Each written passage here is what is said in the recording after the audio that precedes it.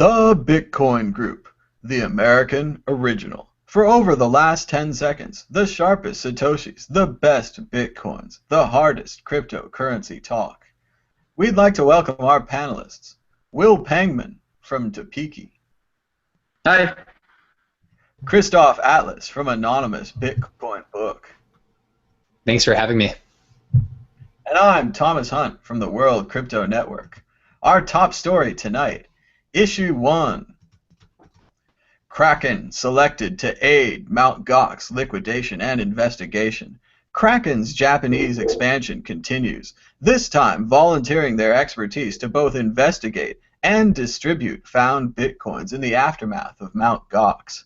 The Kraken exchange, who previously responded because planning to the transaction malleability bug, continues to impress. Full disclosure, I went to college with the CEO of Kraken. I say it like I'm serious press, but at this point it sounds more like a brag. Will Pangman, your thoughts. Is the return of Gox a good thing for Bitcoin? I don't know if we're going to see the return of Gox, but we're going to at least see, a responsible business in the space, at least as they've demonstrated to this point. Kraken and Jesse Powell, your classmate.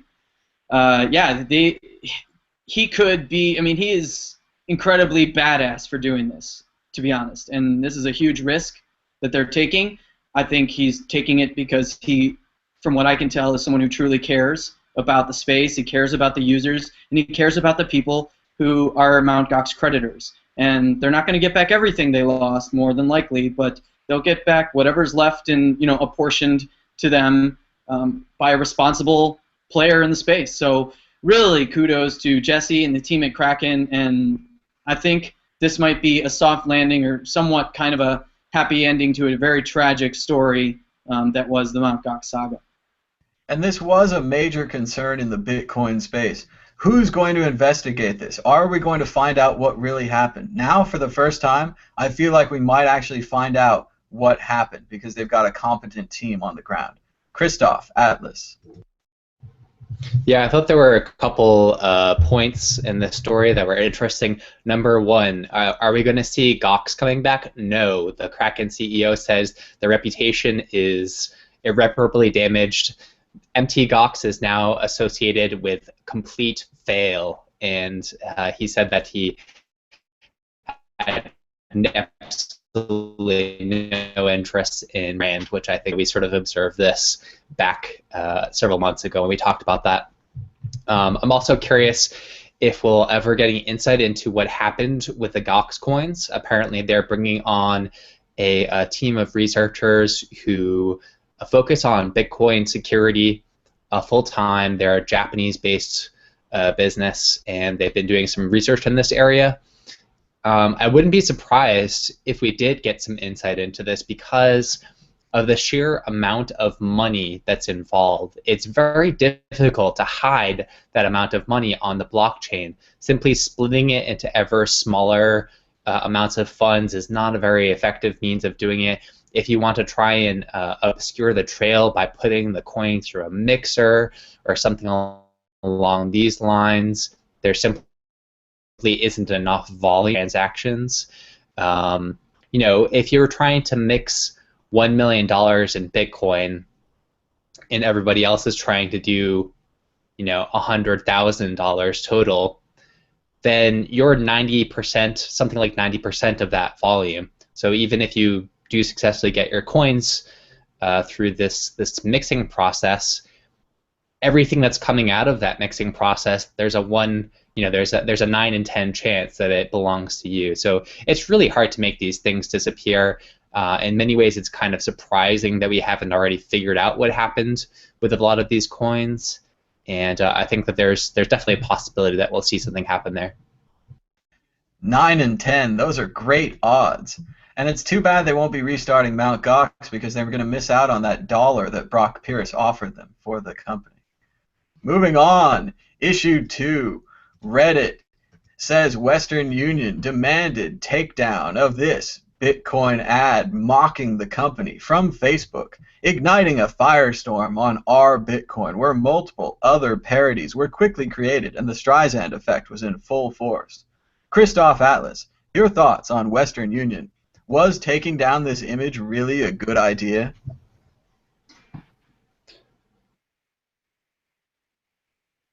No, had the OPEC. It's not surprising. You see this kind of lack of awareness in these old style companies.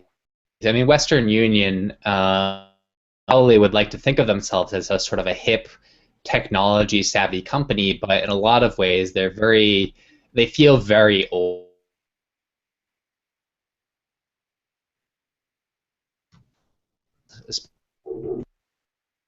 Looks like we're having some connection Especially, problems with Christoph. Can you hear us?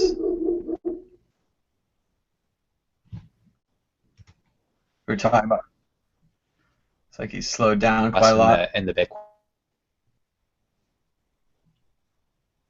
And remember that at Western Union, it probably wasn't a very large person making the decision. This is small, probably at a smaller level. They said, well, you've got our logo. It must be copyright infringement. We're going to go ahead and flag that. They didn't think that the Redditor who got flagged would take a picture of getting flagged, put that on the internet, and that would start the flames.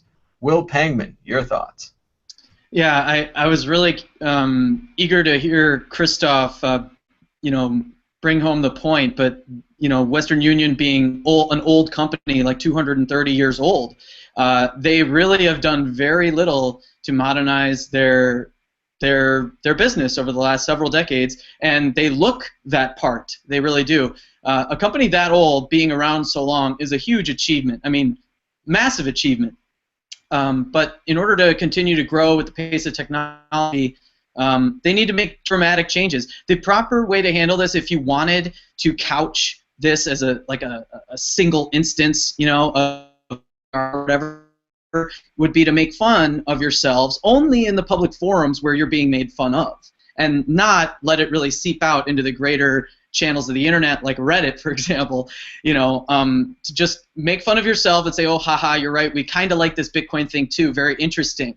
And that would get a different kind of discussion going on Reddit, perhaps, and more positively tinged for Western Union. So it was a total PR debacle on their part, the knee-jerk reaction of pulling this stuff. Censorship is usually the wrong answer, no matter what your controversy is, and it's going to backfire on you, basically, especially in the days of the internet. So yeah, they're an old company. They're being outmoded very quickly. The ad is kind of easy pickings. It's such low-hanging fruit for these memes and these mockings that were coming out. So again, their creativity is really poor, and their PR in response to this. Now, who knows how many thousands of people saw this? Plenty of thousands shared it around on Reddit and Facebook, and it probably got out to a good chunk of the netizens out there. So yeah, it's certainly something that needed to be handled better, and we won't. Maybe Western Union will jump on the Bitcoin train or the crypto train, and they'll continue to survive for another 100 to 230 years.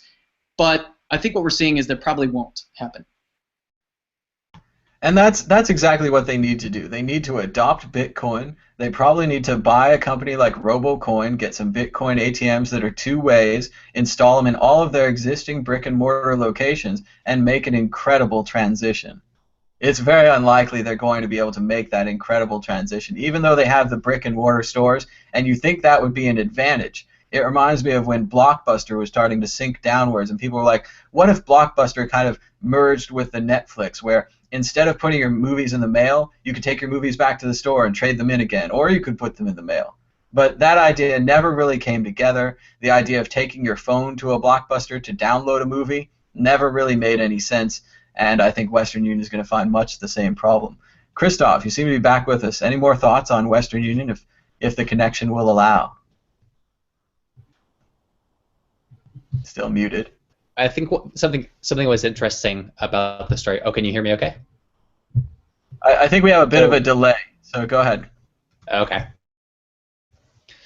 So the one sort of meta thing about this story that was interesting was the introspection on Reddit. People sort of saying it got really a lot of attention, Bitcoin subreddit, and then people saying, no, this is getting too much attention, this is too much of a circle jerk, where this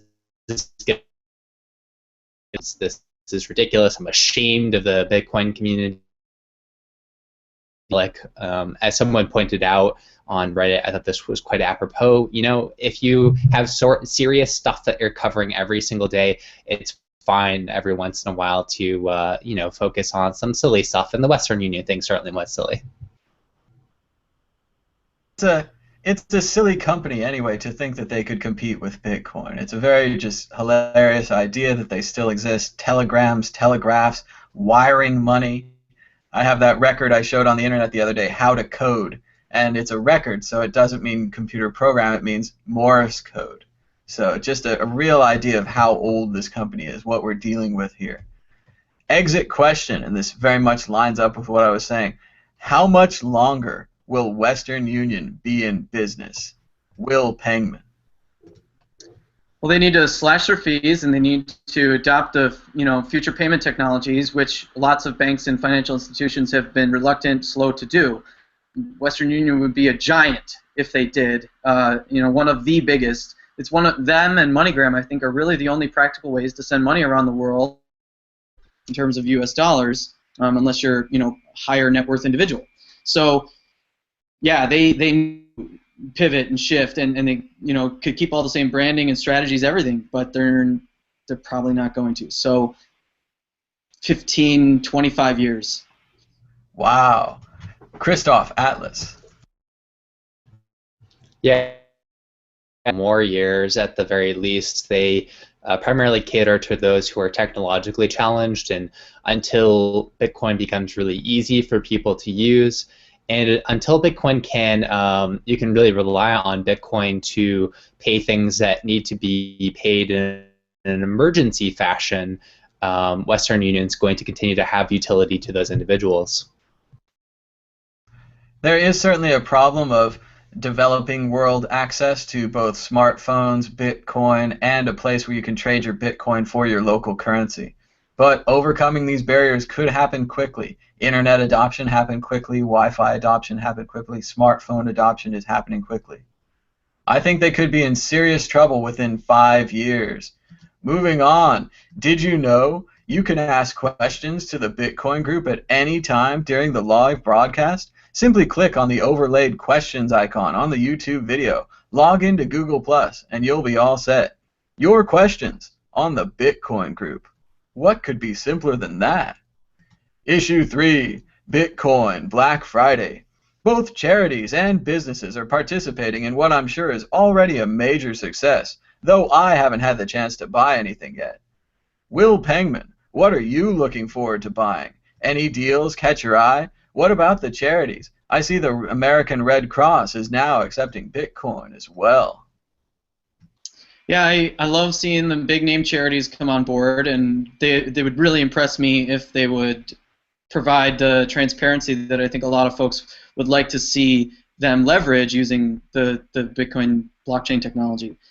So maybe we'll see that in several more months from some of these bigger charities. That would be really cool, because I know people have questions about the Red Cross. I didn't do any charitable giving over the holiday season yet. But I did some shopping late last night and earlier today using Bitcoin. Some gifts, and I won't say publicly for who or what I got, because that's for almost a month from now, I guess. So. Do not open until Christmas. Christoph, Atlas, did you buy anything today?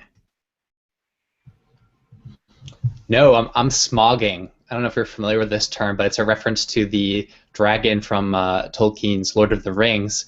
It's a dragon that sits on a giant pile of gold, and he never ever moves the gold, and he just sleeps on top of them. And that's what I do with my Bitcoin. So I'm glad that there's more attention to Bitcoin through these kind of deals and the press and whatnot is over my head. That's good to hear that somebody's holding on to their gold like a dragon.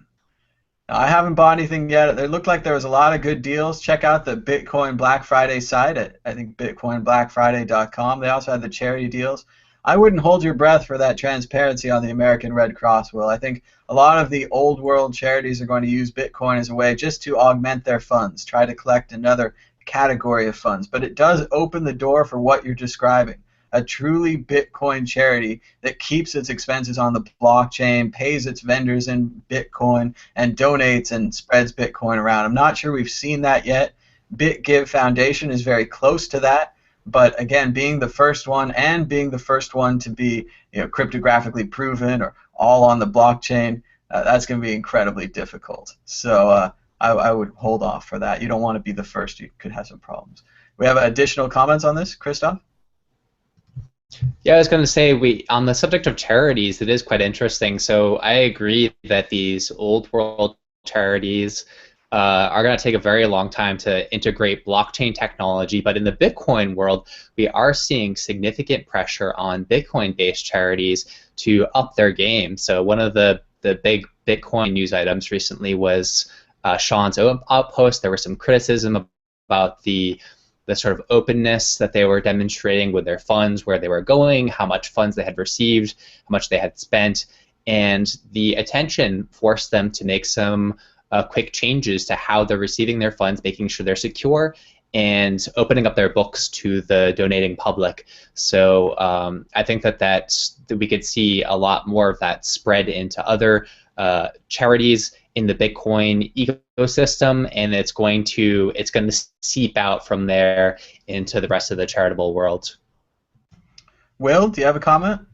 Yeah, just real quick to pick up on what Christoph's saying, and I thought about this, of course, with the news about Jason King and Sean's outpost, and also the startup that I'm working on with Topiki. So it's a personal finance app, but we have more aspirations. There's a very bloated features pipeline that we're hoping to get all through, and somewhere along the line in Topiki's early lifetime, we're going to talk to lots of charities, of Bitcoin charities and bigger ones, and they'll be able to manage all of their public keys in Topiki, and they'll be able to share publicly portions or all of that however they see fit in really a clean environment that anyone can understand, where the inflows and outflows are coming and going. So that's a really exciting feature. We're not sure what we're going to call the feature yet, but it'll be a big feature with the Topiki software once we're out of beta. So I just wanted to plug that. Keep an eye out. We'll be starting our private beta here within about 10 days,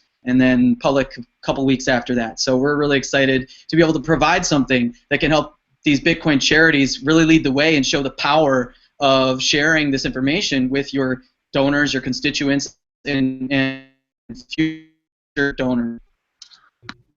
And it is really all about the information. As I've said before, during the FR33 AIDS campaign to the Philippines, they shared all of the information about what they were buying and what they were selling. They put all of the pictures out right away, and they didn't really waste any time about that. And there was something else I was going to say that I totally forgot. Oh, I was going to say, Christoph's right. I saw an article on bitcoinnotbombs.com about this is the year of multi-sig, is what the article said. So a lot of charities are starting to collect their funds in multi-signature wallets where not one person would hold the key, and also not one person could lose the key or get hacked for the key. So hopefully this will lead to an increase in security, a decrease in lost funds, and a general good sense of well-being that you can trust these charities because they have upped their game. If you notice on the front letters of your Bitcoin address, it says 1. If it says 3, that's a multi-sig wallet. So keep an eye out for the front digit of your Bitcoin address and try out multi-sig yourself.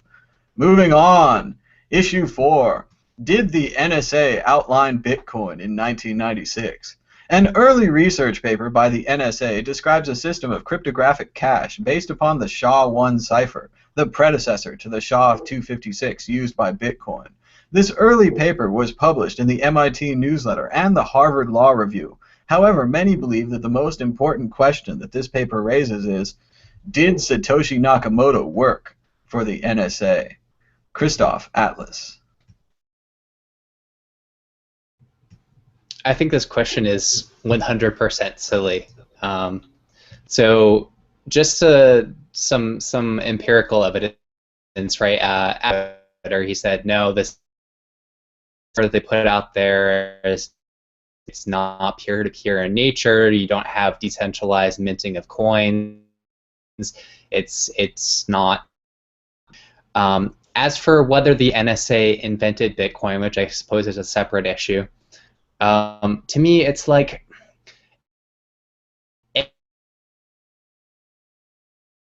it's unlikely a Vivo invent BitTorrent. Well, I don't know. Maybe and probably programmer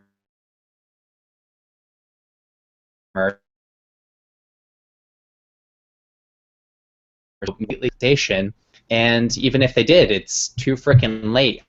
I mean, they don't know how to stop BitTorrent, and it's destroying their fund to the NSA and Bitcoin. Will Pangman.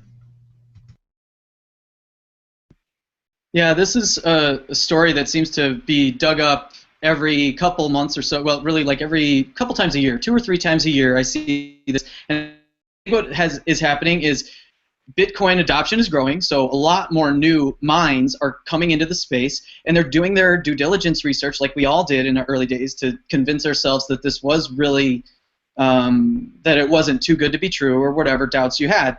And in that process, you come across, if you're doing deep research, you're coming across this paper. This is a popular paper. It's out there on MIT's website. It's on the NSA's website. It's throughout forums, and it's a really interesting paper. But the key takeaways, Christoph hit at them. There's no peer-to-peer mention in this. There's no distribution of the currency via decentralized mining or decentralized issuance of any kind, and there's no talk of blockchains or discussion of really how you would come to the precursors of architecting a blockchain.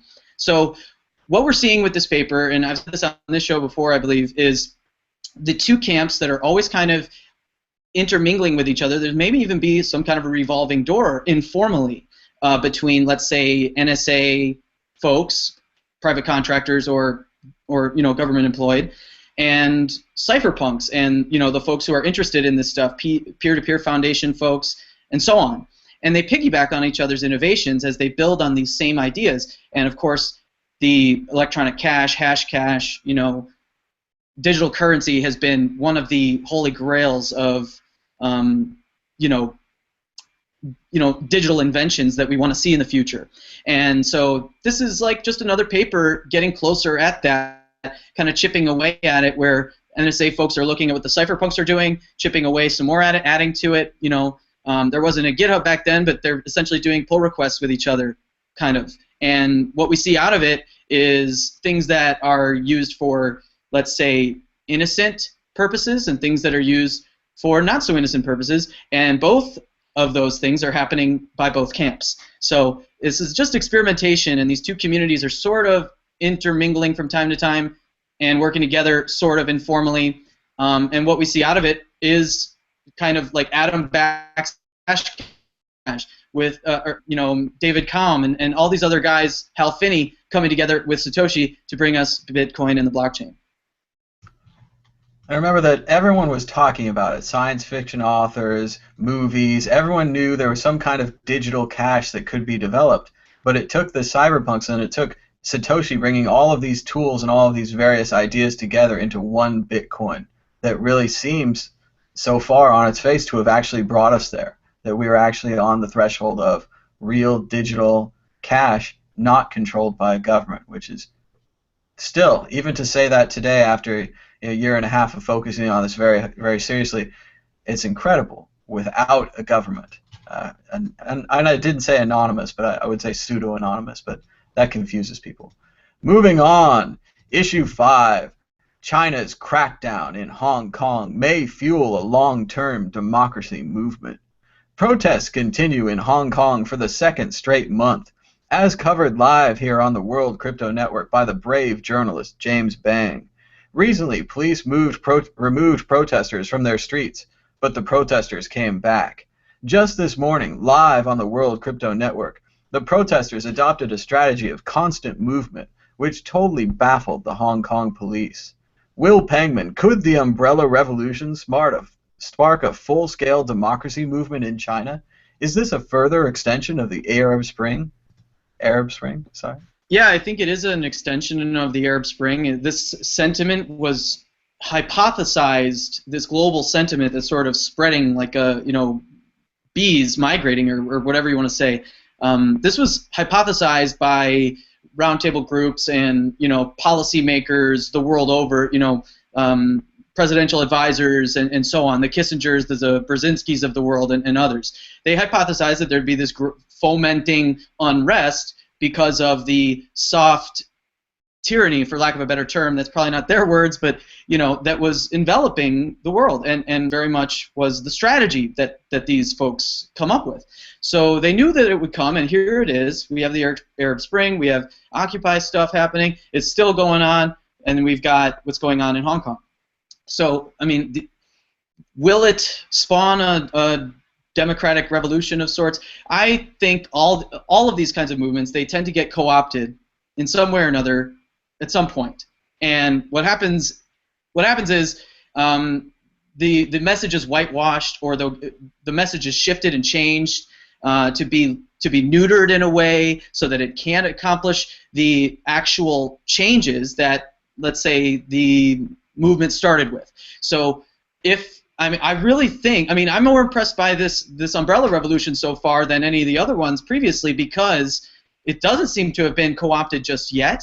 And these strategies and tools that they're using, like fire chat and mesh networking and just some of the other strategies that they're using, social media, to stay together, is kind of putting up a force field of sorts from co-option. And I don't think it's going to be impervious to co-option and being altered or neutered, like I said before. That probably will still happen, but we're getting, we as in like groups of people who voluntarily organize themselves to kind of work towards a change, are getting better at doing this. I think human beings are getting better at grouping up while still doing so for your own personal self-interest and those kinds of things. So, and I think digital currencies, Bitcoin, the reason we're here to talk about this story, it is kind of the lesson or an example that people are using to teach themselves better how to do this, operational security around your movement, around your money, around your personal life, so that you can survive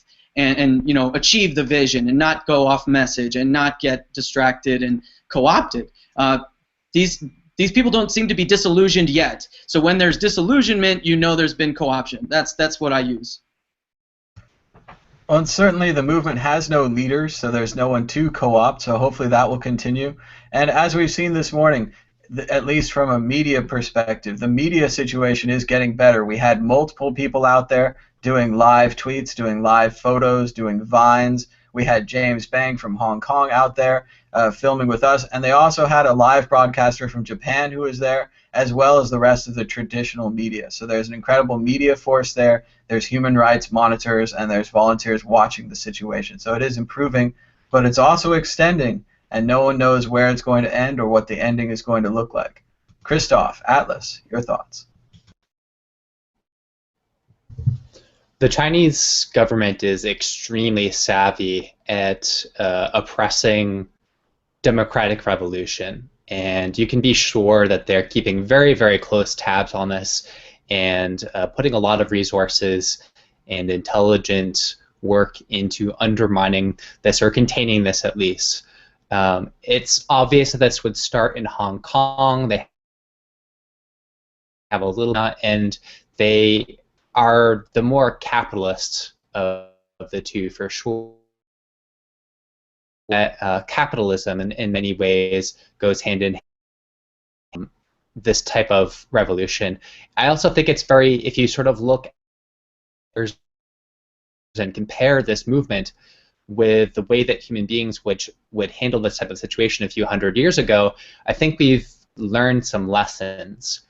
It's now not about people going to the streets with their bayonets and trying to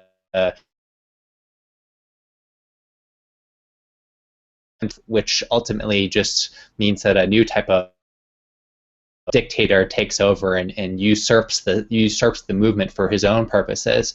People are using passive, non-violent ways to their disapproval of regimes, and I think that's a really positive step. At me, humanity is doing a good direction. Excellent. Good to hear. Moving on to questions and answers. There's still a chance to get your questions in so you can hear our answers. There's about 24 of you watching right now. I can see you. We've got one question from Silver Miner. What's going on with Ripple? Seems to be plugging away at higher prices at the moment. Ripple, is, for those of you who aren't familiar with it, is seen as a way for banks to transfer money. A very quick protocol, similar to Bitcoin, in some ways a copy of Bitcoin, but controlled by a single company. All of your Ripple stays in a single website, as far as my basic understanding of the Ripple. Why it's going up recently, there's been a lot of articles featuring it. People keep saying we're going to take Ripple and Bitcoin, and most of these people are banks. Christoph, do you have any further analysis on Ripple? Show people the chart looks like it's quite a meteoric rise. Somewhere starting out 30 days ago below 0.000015 Bitcoin and almost tripling in the last 30 days. And particularly the last couple weeks have been pretty steep. There's definitely a lot of talk about potential pump and dumps or market manipulation by larger stakeholders. People are seeing large blocks of up. People are wary and suspicious of this.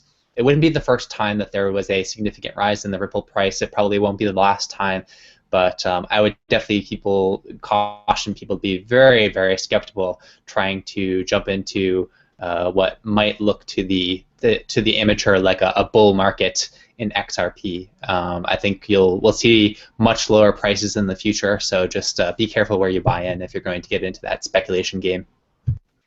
Ripple also famously had one of their co-founders walk away and take a large portion of Ripple, which I think he sold on the market. So maybe we're seeing an adjustment back from that sale. Maybe just a return to the mean, although that looked like an incredibly steep chart. And again, as always, I wouldn't buy at the top of that chart. You want to buy low and sell high, not buy high and then hope it goes higher. So we've got Alex who writes, what's the best Bitcoin Black Friday deal? Now, I haven't gotten a chance to try any of these yet, but I was looking at them earlier on the site, so I'm going to go ahead and bring the site up, and we'll just go through a couple of them. And maybe you guys could even chime in at home, tell us what you're excited about, which one you're going to buy, or if you've already bought something, just let us know, and we'll talk about that company, and hopefully your item will arrive. But right here we've got some silver sales. We've got 25% off Reddit Gold. That sounds pretty good. Newegg's got some exclusive deals at $2.99 Xbox One. It's not bad. You can get a VPN, 5% back on gift. Purse has got 20% off. Maggie Metals has got some free shipping. We've also got, let's see, Namecheap, 20% bonus on Bitcoin on domain names. That sounded pretty good to me. We've also seen the Bitcoin shops got 15% off. Bees Brothers, 20% off. This is a really neat business. These are just some kids in Utah that sell you honey. So pretty cool if you want to try out the Bees Brothers. Help some young entrepreneurs. Silver Miner writes, oil, that's the best deal. He's right. Oil is a very good deal. We were just reading an article before the show. Oh, and he's also asking Christoph. So we'll expand into this oil issue in just a second because oil fell to $70 a barrel on news that OPEC was going to continue production despite prices dropping. So there's no attempt to control the oil market. And also, while we're talking about places to buy things on Bitcoin Black Friday, I want to plug the sponsor of Mad Bitcoins, Roberts & Roberts Brokerage at rrbi.co, where they have a coupon code BITCOIN. You can get free shipping. So if you want to try out some silver, some gold, free shipping, and you don't have to make a minimum $100 order if you pay in Bitcoin at rrbi.co. So shameless plug. But Christoph, what do you think about the oil situation? Silver Miner asks. Yeah, I haven't been following OPEC in particular very closely, but I did see a related item in the news recently, which was Google investment of alternative energy technologies and basically saying they are failure, more efficient energy technologies that don't use fossil fuels and so forth. And mentioned a major internal study of different alternative technologies, how they're trending, and basically they're looking too good right now. wind, solar, etc., looking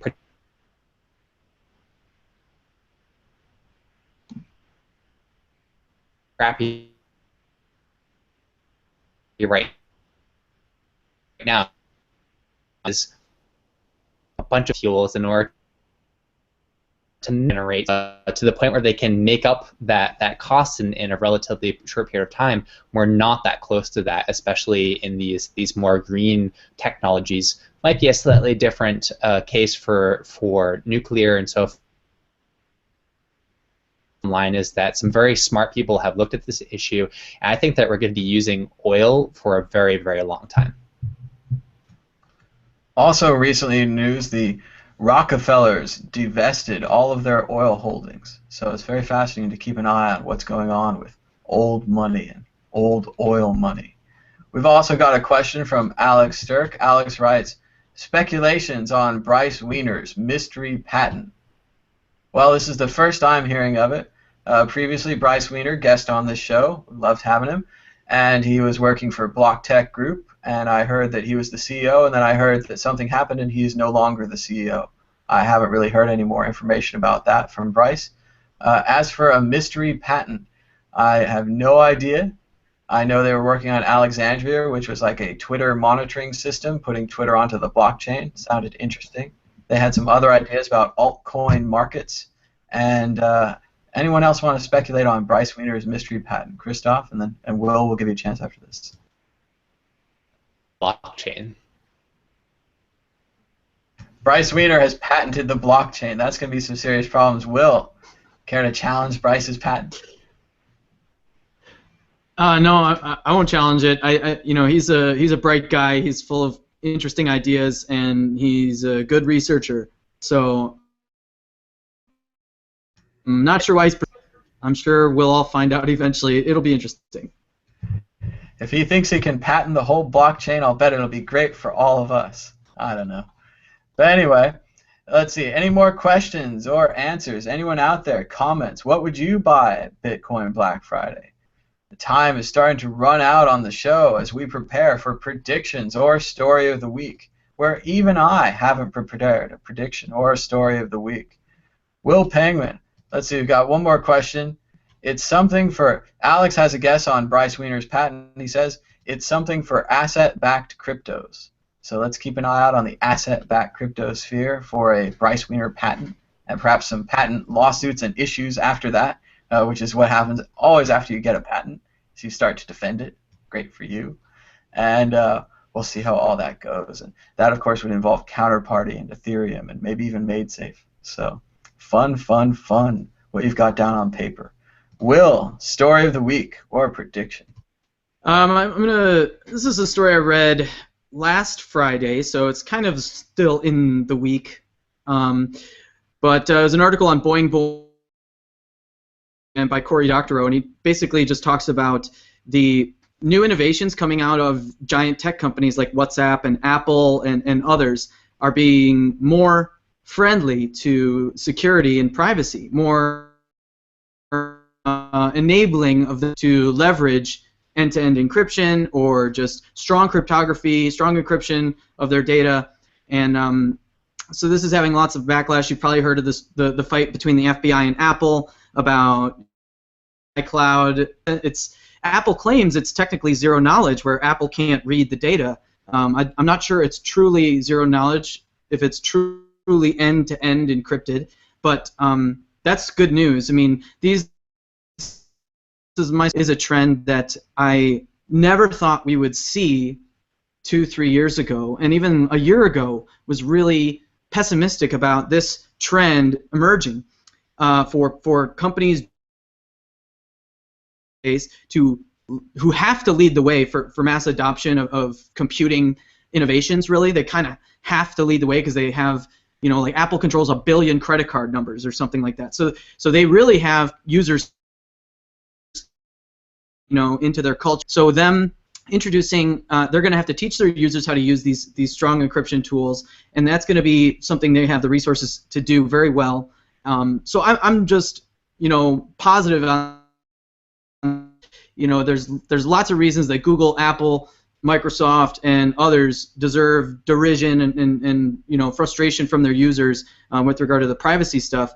But this is definitely a great trend going in the right direction. I'd love to have a hand in fomenting a kind of virality for new applications emerging, whether they're blockchain-based or otherwise, embracing full end-to-end encryption, embracing just very security practices, and doing so without leaving behind the average or the novice computer user, but actually bringing them along too with very creative and well done UX UIs and just breaking the whole mold. And you gotta sacrifice security for convenience or vice versa. We won't have to do that in the near future, I'm hoping, because of trends like this. It would be incredible to see the idea of privacy return to the internet, and I think encryption is the only way that we can do it. Christoph, Atlas.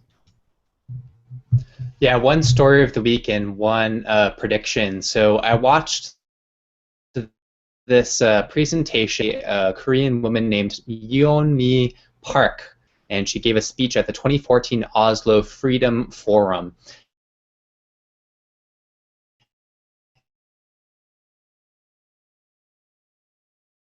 And you can do a search for North Korea's. So this is a North Korea went up through China, and a lot of the people who get to China, they get, as soon as they get caught by the Chinese, they'll get sent back to North Korea because there's this warped relationship between the Chinese and North Korea. So they managed to escape from China over to Mongolia and then to other parts of the world and eventually to South Korea. Talking about her experience of being in the regime and the degree of propaganda. She talked about how her breakthrough moment was when she first saw the movie Titanic.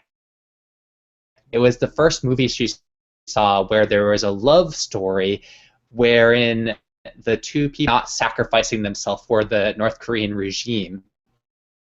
And she realized when she saw this movie, like, holy crap, I have been hugely propagandized my entire life. And that really got the ball rolling for her and got her to start thinking outside the box and a desire to escape from her situation. And what she's basically saying is, look, the Western access or Western influence in North Korea is spreading amongst the young people, and it is creating this black of young people who all of a sudden are able to jump outside of the sandbox of propaganda in North Korea, that are able to do this black market activity. And as she so poignantly says in her presentation, once you start trading for yourself, which has always been verboten by the North Korean authorities, but things have been so economic police and so forth can be bought out easily to allow you to do your black market activity. Once you start trading for yourself, you start thinking for yourself. And that's an extremely exciting thought, not just in North Korea, but all over the world where people are hugely oppressed. I think that technologies like cryptocurrencies, like decentralized marketplaces, are going to play a tremendous role in that story that's continuing to. I'm really excited by that. I would highly recommend her presentation. And my prediction for the week, Satoshi Nakamoto will come out in the public. He will announce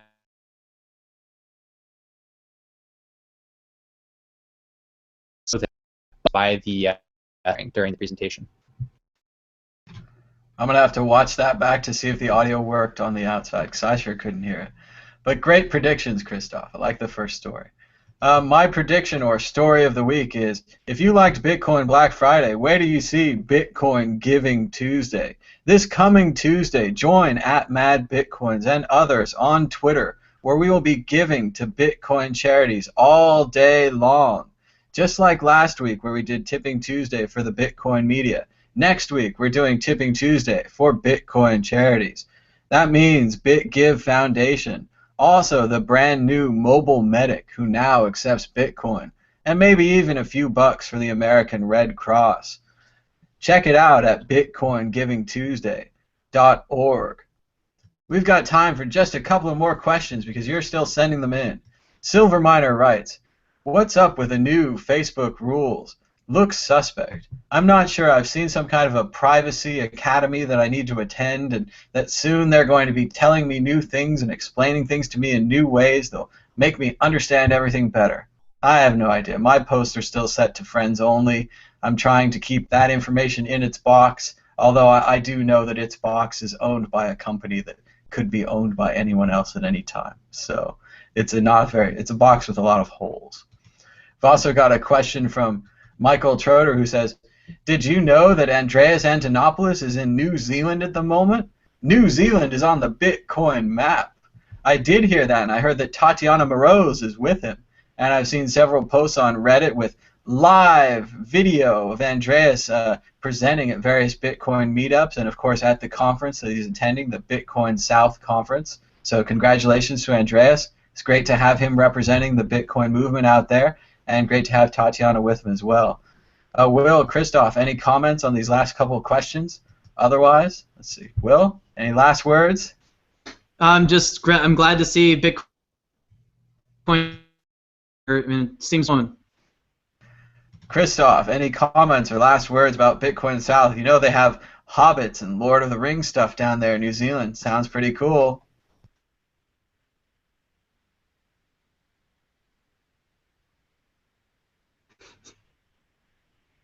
Nothing but technical problems this episode for me, at least from where I'm sitting. I cannot hear if he's saying anything or what he's saying. But we're out of time. Oh, no? Christoph? No? Oh, I'm sure after we turn off the broadcast, everything will start to work again, as is the way with Google these days. So, but we're out of time. Until next time, bye-bye.